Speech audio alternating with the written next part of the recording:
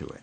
Many talented people don't achieve as much success as they could, unfortunately, because they sit back on their talent and never learn to work hard. That's what happened to Michael Jordan when he first started playing basketball. He had the talent, but he wasn't putting in the work, and the coach actually cut him from the high school basketball team. Boy, that was a wake-up call. He says, I was very disappointed. I started working on my game the day after I was cut.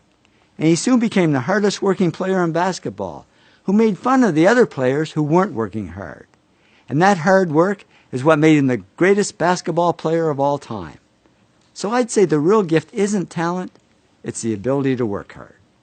And we tend to underestimate work and overestimate smarts. But in the end, work wins over smarts.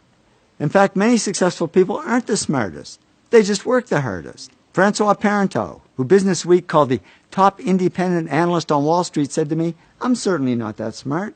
I can't even remember my own zip code. But he also says, work is a big part of my life. I think about investments pretty much 24 hours a day, 7 days a week. Nez Hallett III is CEO of Smart Wireless. And I thought that's ironic, because he told me he's not that smart. He says, I graduated from high school with a C average and college with a C- average. But now the smart PhDs are reporting to him. How did he do it? He said, if you're going to be successful at anything, the key thing is to work hard. I'm not smart. As proof, here's my actual 12th grade report card. It was the only one my parents ever kept. Don't ask me why they kept it. It's nothing to brag about. As you can see, I was a C student, not an A student. I don't think I'd even make it into college these days. So how did I achieve some success and wealth? I just worked hard. Many 60 to 80-hour weeks. And now I know I'm not alone. Thomas Stanley studied hundreds of millionaires, and he discovered most millionaires weren't A students, didn't score high on tests, and teachers didn't think they'd ever succeed. But they did succeed because they worked hard. So the good news is, if you're not the smartest, if you're a C student, not an A student, the really good news is you can still succeed. Because the word success has 2 C's and no A's. You can still succeed as long as you work hard. And what if you are smart? Well, I'm sorry, there's absolutely no hope for you.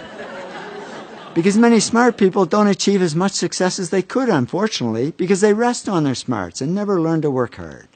Yong Kim, president of Lucent Technology, says people who are the smartest sometimes don't realize their full potential because things get too easy, so they don't push themselves hard. After a talk I gave at one of the world's top 10 business schools, a man came up to me and said, you know, when I got my MBA here a few years ago, I was one of the smartest people in the class. I thought I had it made. So after I graduated, I sat back and I didn't work hard and I went downhill. And now at this point in my life, I've gone nowhere. I haven't achieved any success at all. He said, thanks for the wake-up call. Now I know what I need to do. I need to work. So the bottom line is, whether you're smart or not, whether you're talented or not, just keep working.